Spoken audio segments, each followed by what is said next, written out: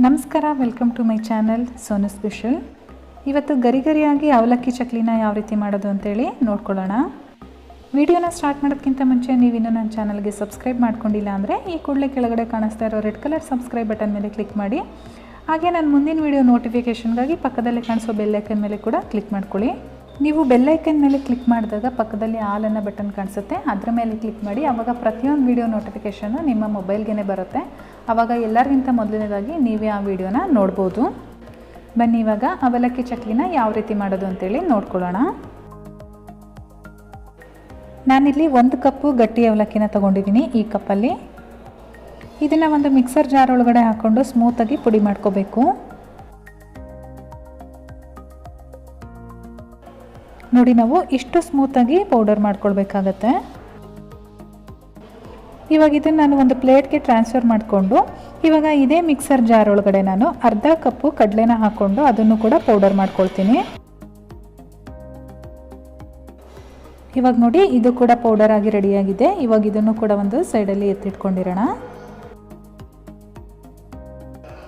ನಾನಿವಾಗ ಸ್ಟವ್ ಮೇಲೆ ಒಂದು ಕಡಾಯಿನ ಇಟ್ಕೊಂಡಿದ್ದೀನಿ. ಆ ಕಡಾಯಿಗೆ ನಾನು ಯಾವ ಕಪ್ಪಲ್ಲಿ ಅವಲಕ್ಕಿನ ತಗೊಂಡಿದ್ನೋ ಅದೇ ಕಪ್ಪಲ್ಲಿ 2 ಕಪ್ಪು ನೀರು ಹಾಕೊಳ್ತಾ ಇದ್ದೀನಿ.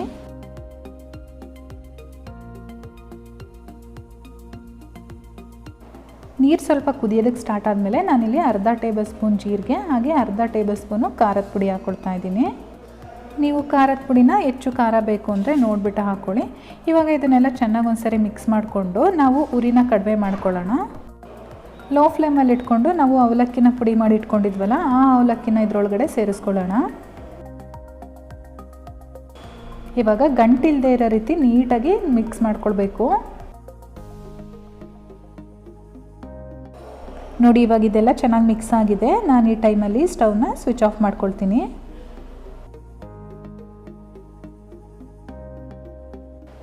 ಸ್ಟವ್ ಸ್ವಿಚ್ ಆಫ್ ಮಾಡ್ಕೊಂಡಾದಮೇಲೆ ನಾವು ಪುಡಿ ಮಾಡಿ ಇಟ್ಕೊಂಡಿದ್ವಲ್ಲ ಕಡಲೆ, ಆ ಕಡಲೆ ಪುಡಿನೂ ಕೂಡ ಇದರೊಳಗಡೆ ಸೇರಿಸ್ಕೊಳ್ಳೋಣ.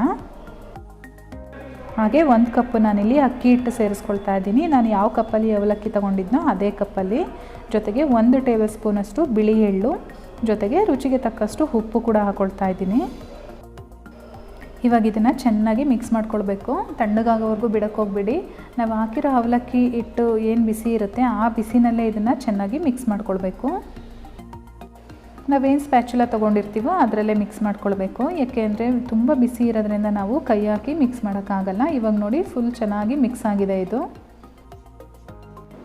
ಇದ್ರ ಜೊತೆಗೆ ನಾನಿಲ್ಲಿ ಒಂದು 2 ಟೀ ಸ್ಪೂನಷ್ಟು ತುಪ್ಪನ ಸೇರಿಸ್ಕೊಳ್ತಾ ಇದ್ದೀನಿ.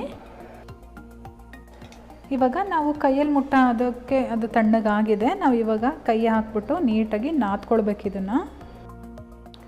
ನಾವು ಮೊದಲು ಏನು 2 ಕಪ್ ನೀರು ಹಾಕಿದ್ವೋ ಅದೇ 2 ಕಪ್ ನೀರು ಸಾಕಾಗುತ್ತೆ. ಇದಕ್ಕೆ ಮತ್ತೆ ನೀರು ಹಾಕೋ ಅವಶ್ಯಕತೆ ಏನಿಲ್ಲ. ಫ್ರೆಂಡ್ಸ್ ನೋಡಿ, ಇವಾಗ ಇದು ರೆಡಿಯಾಗಿದೆ. ಇಷ್ಟು ಸಾಫ್ಟಾಗಿ ನಾವು ನಾದ್ಕೊಳ್ಬೇಕಾಗತ್ತೆ. ನಾನು ಇದನ್ನು ಸಿಲಿಂಡ್ರಿಕಲ್ ಶೇಪಲ್ಲಿ ಒಂದು 3 ಉಂಡೆಗಳನ್ನಾಗಿ ಮಾಡಿಟ್ಕೊಳ್ತೀನಿ.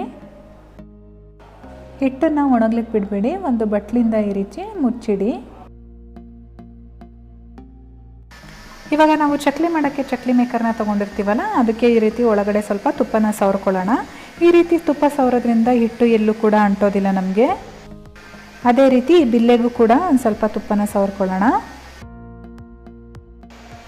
ಇವಾಗ ನಾವು ಮಾಡಿಟ್ಕೊಂಡಿರೋ ಅಂಥ ಉಂಡೆನ ತೊಗೊಂಡು ಇದರೊಳಗಡೆ ಫಿಲಪ್ ಮಾಡ್ಕೊಳ್ಳೋಣ. ನೋಡಿ, ಈ ರೀತಿ ನೀಟಾಗಿ ಫಿಲಪ್ ಮಾಡ್ಕೊಳ್ಬೇಕು. ಈ ಟೈಮಲ್ಲಿ ನೀವು ಪಕ್ಕದಲ್ಲಿ ಎಣ್ಣೆ ಕೂಡ ಬಿಸಿ ಮಾಡಲಿಕ್ಕೆ ಇಟ್ಟಿರಿ ಚಕ್ಲಿನ ಕರಿಯೋದಕ್ಕೆ. ಒಂದು ಪ್ಲೇಟನ್ನು ತಗೊಂಡು ಈ ರೀತಿ ಚಕ್ಲಿನ ಒತ್ಕೊಳ್ಳಿ. ನಿಮಗೆ ಅಗಲವಾಗಿ ಬೇಕು ಅಂದರೆ ಅಗಲವಾಗಿ, ಅಥವಾ ಚಿಕ್ಕದಾಗಿ ಬೇಕು ಅಂದರೆ ಚಿಕ್ಕದಾಗಿ, ಯಾವ ಸೈಜಲ್ಲಿ ಬೇಕಾದರೂ ಒತ್ಕೊಳ್ಬೋದು. ಎಲ್ಲೂ ಕೂಡ ಕಟ್ಟಾಗೋದಿಲ್ಲ ಅದು.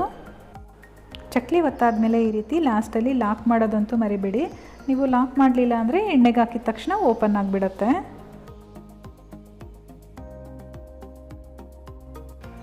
ಫ್ರೆಂಡ್ಸ್ ನೋಡಿ, ಇಲ್ಲಿ ಇವಾಗ ಎಣ್ಣೆ ಕೂಡ ಬಿಸಿಯಾಗಿದೆ. ಈಗ ನಾವು ಒತ್ಕೊಂಡಿರೋ ಚಕ್ಲಿನ ಇದರೊಳಗಡೆ ಒಂದೊಂದೇ ಬಿಡ್ತಾ ಹೋಗೋಣ.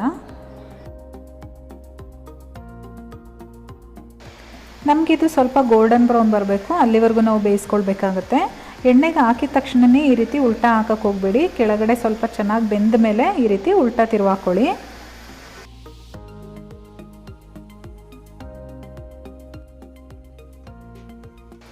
ಫ್ರೆಂಡ್ಸ್ ನೋಡಿ, ಇವಾಗ ಚಕ್ಲಿ ಗರಿ ಗರಿಯಾಗಿ ಬೆಂದಿದೆ. ಇವಾಗ ಇದನ್ನು ತೆಗೆದು ಹೊರಗಡೆ ಇಟ್ಕೊಳ್ಳೋಣ. ಇದೇ ರೀತಿ ಮಿಕ್ಕಿದ್ದೆಲ್ಲ ಚಕ್ಲಿಗಳನ್ನು ಕೂಡ ಬೇಯಿಸ್ಕೊಳ್ಳೋಣ.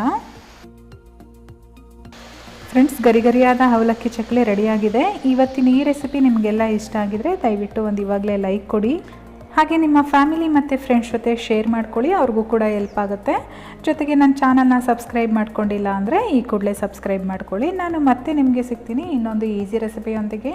ಅಲ್ಲಿವರೆಗೂ bye bye, take care, thank you for watching.